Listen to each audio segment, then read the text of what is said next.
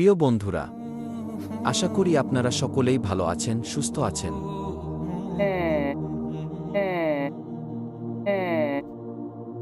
ফেরাউনের লাশ থেকে কেন এই অদ্ভুত আওয়াজ বের হল? বিজ্ঞান কি এর কোনো ব্যাখ্যা দিতে পারবে? কেন প্রতি বছর ফেরাউনের লাশের উপরে একটি ইঁদুর ছেড়ে দেওয়া হয়? কেন ফেরাউনের হাতের নখ এবং চুল বাড়তে থাকে? জানতে হলে ভিডিওটি সম্পূর্ণ দেখতে থাকুন। ফেরাউন কোনো ব্যক্তি বিশেষ নাম নয়। ফেরাউন হল মিশরের তৎকালীন বাদশাদের উপাধি। পৃথিবীতে অত্যাচারী ও খোদাদ্রোহী শাসকদের মধ্যে ফেরাউন ছিল অন্যতম। ফেরাউন শুধু অত্যাচারী শাসকই ছিল না, সে নিজেকে খোদা দাবি করত। আল্লাহর পরিবর্তে মানুষকে তার এবাদত এবং পূজা করতে বাধ্য করেছিল।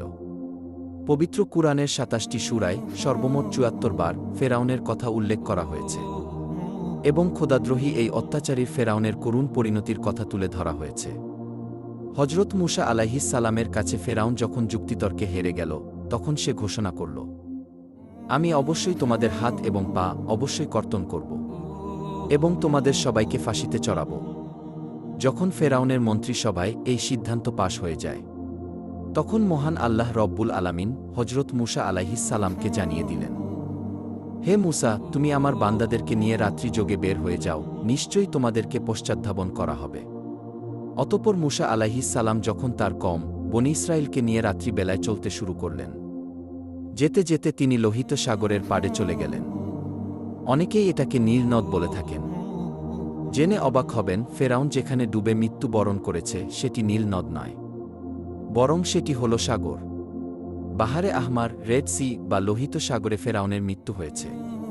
কেননা আরবিতে নাহরুন শব্দের অর্থ হল নদী, আর বাহরুন শব্দের অর্থ হল সাগর। পবিত্র কুরআনেও বাহার শব্দটি ব্যবহার করা হয়েছে। হজরত মুসা আলাইহিস সালাম তার কওমকে নিয়ে যখন লোহিত সাগরের পাড়ে এসে দাঁড়ালেন, তখন তারা দেখতে পেলেন পেছন দিক থেকে দেয়ে আসছে ফেরাউন বাহিনী। তার কওমের লোকেরা বলতে লাগল, সামনে বিশাল উত্তাল সমুদ্র, পিছনে ফেরাউন বাহিনী, নিশ্চয়ই আমরা ধরা খেয়ে গেলাম। তখন মুসা আলাইহিস সালাম উত্তরে বলেন, কখনো না। নিশ্চয়ই আমাদের সাথে আমাদের মহান রব রয়েছেন, তিনি আমাকে পথ প্রদর্শন করবেন। অতঃপর আল্লাহ তাআলা বলেন, হে মুসা, তুমি তোমার লাঠি দ্বারা সমুদ্রে আঘাত করো। সমুদ্রে আঘাত করার সাথে সাথেই সমুদ্রের বুক চিরে একটি বিশাল প্রশস্ত রাস্তা তৈরি হয়ে গেল। সাগরের মাঝে রাস্তার দুই পাশে পানি দুই ভাগে বিভক্ত হয়ে সুউচ্চ পাহাড়ের মতো দাঁড়িয়ে রইল। আমরা অনেকেই জানি লোহিত সাগরের গভীরতা প্রায় ৪ থেকে ৯ হাজার ফিট।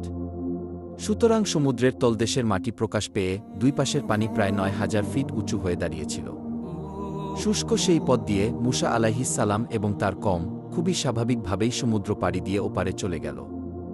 ফেরাউন এবং তার দলবল এসে যখন দেখতে পেল লোহিত সাগরের মাঝ বরাবর একটি বিশাল রাস্তা হয়ে গিয়েছে, তখন ফেরাউনের উজির হামান বলতে লাগল, আমরা ইতিপূর্বে লোহিত সাগরের পাড়ে এসে দেখেছি, কখনো রাস্তা ছিল না, কিন্তু এখন কিভাবে রাস্তা হল? ফেরাউন তখন উত্তর দিল, এই রাস্তা নাকি সে নিজে নির্মাণ করেছে। আল্লাহ তাআলা পবিত্র কুরআনে বলেন, আমি বনী ইসরাইলকে সমুদ্র পার করে দিলাম, কিন্তু ফেরাউন ও তার দলবল বনী ইসরাইলের পিছু ধাওয়া করল। ফেরাউন তার দলবল নিয়ে যখন সমুদ্রের মাঝপথে এসে উপনীত হল, তখন আল্লাহ তাআলা সমুদ্রকে স্বাভাবিক হওয়ার ঘোষণা দিলেন, ফলে পানি তাদেরকে ডুবিয়ে দিল।